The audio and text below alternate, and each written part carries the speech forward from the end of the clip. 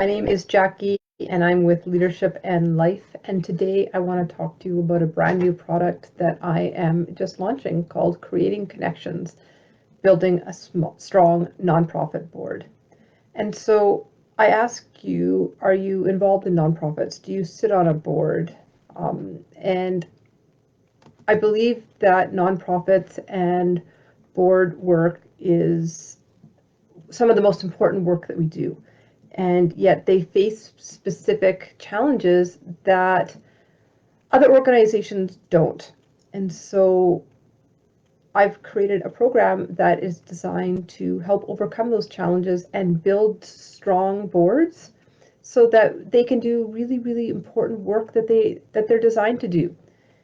When we sign up to join a board, we're often really excited and we believe in the mission and we're buying in, and that's awesome. We're really excited. And then the real world happens. And maybe we have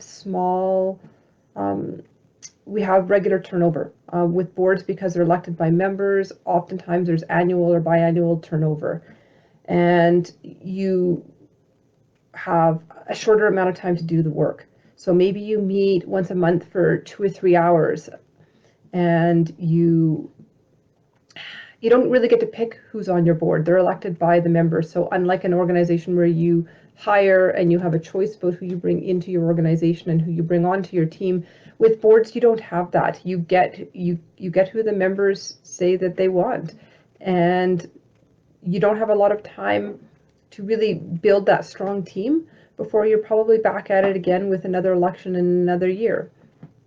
So I've sat on numerous boards over the years, dating back to the 1990s when I was on the board of the Bissell Centre. I've been on the board of the Alberta School Councils Association. I served there for 6 years, and I'm currently the vice president of the Sherwood Park District Soccer Association, and really excited to serve. But there are challenges. We, as a board, meet once a month for 3 hours. And during that time, we have to get to know each other. We have to build that strong layer of trust Lencioni talks about with his 5 dysfunctions of a team, because we have to have really good, vigorous debate. And the challenge that a lot of boards face is, how do they build that strong layer of trust? How do they build a team without a lot of extra time and without the time to spend together? And so that's part of the program that I've created. And I think we go back to building trust, and we think back to the 90s where it was trust falls and ropes courses and your most embarrassing moment. And I'm here to tell you that trust can be built without any of those things. So you don't have to fall back and hope the person catches you. You don't have to share your most embarrassing moments. We can get to know each other and ourselves in a way that creates a common understanding and a common language. So this program really came about a few years ago as I was sitting on a board, and we had our annual general meeting in April of 2020, just as the pandemic was hitting. And we were a board who used to meet in person every month, every other month for a whole weekend. And so it was great because we would stay over on a Saturday night, we would have dinner together, we'd eat breakfast together, we'd have lunches together and breaks. And during those downtimes, those quiet times, you could really get to know each other. I get to know what their kids are doing and what their interests are, and I kind of get to know a little bit more about them. So I'm able to give them the benefit of the doubt and understand them a little bit better. And what happened in April 2020 is we weren't allowed to gather, and so we couldn't meet in person. And we were still doing weekend meetings, but we were doing it over Zoom. And when we had a break, when we had lunch hour, we turned off our cameras and we turned our microphones to mute, and we went off and did our own thing, and we ate lunch alone, and then we came back. And it was a challenge, and we were mired a little bit in conflict because we didn't understand each other. And so I had suggested I'd use DISC at an organization that I'd worked with elsewhere, and I thought maybe this could work for us as a board. So we all did our DISC assessments, and they pulled a team report for us, and then I did a session, and we did it. It was the last thing we did on a Saturday afternoon before we broke. And then we met again on Sunday morning, and the difference in our conversations from Saturday to Sunday was noticeable, and we all noticed it. And why is that? A few different reasons. So once we understood ourselves and we understood the behavior profiles and how people naturally show up, especially under stress, then we gave each other more grace. And in Canada, D styles are about 8% of the Canadian population. They were 37.5% of our board. And so our D styles are often our most misunderstood. They have a thought, they say it. Oftentimes we'll say, like, why are you mad at me? Because they have a tone to them.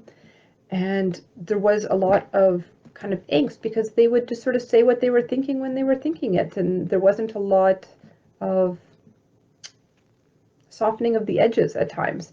And other people maybe got offended by that and found it harsh or challenging. We had people who were really quiet, and some of our board members thought, oh, like, don't they care and why are they here? Really, they just needed time to process, and we needed to invite them into the conversation. We also understood that there were our I styles who really need to check in and, like, how are we all feeling and how is everybody doing in the midst of this pandemic? And our very results oriented D styles just felt that was a waste of time. Once we understood that about each other, we are able to take a step back and give each other a huge amount of grace and understanding. And that made the world of difference. As we did our board evaluation at the end of the year and we celebrated our successes, every single person wrote that disc session was a fundamental shift in how we functioned as a board, and it was phenomenal and highly suggested that we continue doing it. And that board has continued doing it. They've made it a part of their onboarding process. As a result of that, I saw the difference that this disc model could make for boards, and I developed a program. So I just want to ask you, does any of this sound familiar?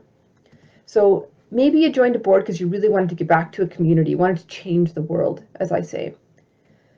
But you just didn't get some of the people sitting around the table. They confuse you, maybe they annoyed you.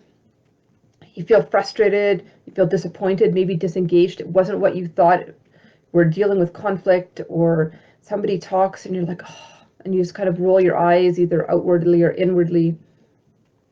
You have new people join your board every year and you just feel like you can never get ahead. You can never build that strong team because there's this constant sense of changeover, an actual changeover.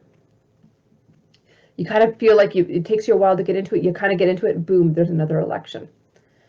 So that's fairly common for boards. And we also know that they're really important. They set the strategic direction of an organization, or for some organizations, they just do the work and they are the ones who are getting it done on the ground. And that is important work too. So some of the unique challenges that our nonprofit boards face is, like, you don't get to choose your directors. It isn't a hiring process. You can have a nomination process and you can vet them to make sure that they meet the requirements of the bylaws, but you don't get to actually choose them. The membership chooses them. There is regular turnover. Often every single year there is an annual general meeting, an election, and turnover on the board. It can be difficult in the short timeline to establish and to build trust. When you're really trying to focus on the organization, setting aside time to build trust and understanding of each other can seem like it's a waste of time, which is really counterintuitive. There's often we meet once a month or once every other month for a little bit longer. And so there's this long time between meetings. It's not like you're working with the people for 40 hours a week like you would in a normal job. You need to be really efficient because you don't have a lot of time. And so there's often the belief that when we spend time building trust, when we spend time understanding each other and building team, that sense of camaraderie, that it's a waste of time. And all of this can create instability for an organization. A board who doesn't function well isn't getting the work done, isn't setting the strategic direction, isn't having the good conversation and making the best decisions for the organization. I'm deeply committed to nonprofits and I'm passionate about helping them succeed. So I developed this program called Creating Connections, Building a Strong Nonprofit Board. And why did I name it that? I'm huge on connection. I love to connect people and I love building connections. The pandemic was really hard for me and I sense the importance, and I hear about it, but we need to get back to each other. And so really when we build that strong sense of trust, we can build up through Lencioni's pyramid. We can have our conflict, we can have our debate, we can come up with the good decisions, we can have commitment, we can have accountability, and we can pay attention to results. But all that happens if you have a base layer of trust, and that is what is built on. It's built on connection. This program does it in a creative way. It doesn't do it through trust falls. It doesn't do it through sharing your most embarrassing moments. Really, it helps you to create insight into yourself, which helps you be a better leader, a better partner, a better everything. It also helps you create the understanding of other people on that board so that you can see where they're coming from and give them some grace and understanding. So it's priced to make it affordable and sustainable for nonprofits. So once you do a DISC assessment with me, it's there forever. And so what happens is, as a board does this for the first time, maybe they have 10 people. Each person does a DISC assessment, and we do a team report, and then we have a session. And we'll spend a couple hours together. We'll go over DISC in general. We'll go over your DISC report specifically and how you can use it.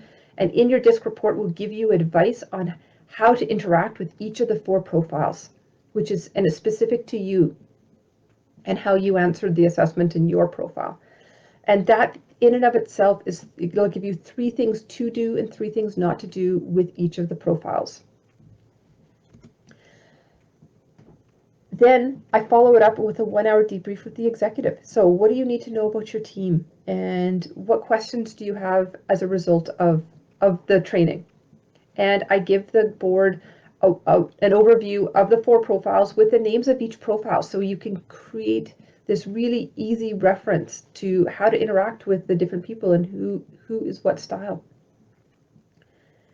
Then let's say 2 people leave your board and 2 people join your board. You don't have to all redo your assessments. They're there. All we need to do is have the 2 new people do it, and I can still pull a team report. And the great thing about this model is you pay for the assessment once, and we can pull a multitude of reports. There's a team report. There's a pair report. Maybe the executive wants a paired report about how they can work better together or with the executive director. And so it becomes very sustainable because all those reports from after you do the initial investment are free.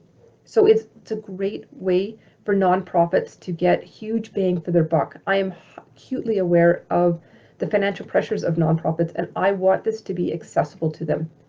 Not only that, you don't have a ton of time. Maybe your orientation is only a few hours and you need to cover a whole bunch of different things. This takes 2 hours of the board's time, and so it becomes very sustainable to do on an annual basis. There's a 3-step plan. So once you've decided to do this, you complete the assessments, then you complete the training, and then you just go out and change the world. And we keep going and doing it over and over. And it's great. I have a page, and it's Leadership in Life /creating-connections. And I'll throw that in the chat right away so that you can go check it out. It's really easy. You can either buy through me or you can buy directly off the website. You can click add to cart and check out and do it all there if that's what you want. I have a special price just for nonprofits for the training session and also for the assessments. And so once you've done the assessments, then you get that nonprofit price forever. And once you've done the training, then you get that nonprofit price. So I hope that you'll take advantage of it. I hope that it is meaningful to you and that together we can go out and we can change the world. Thanks and have a great day.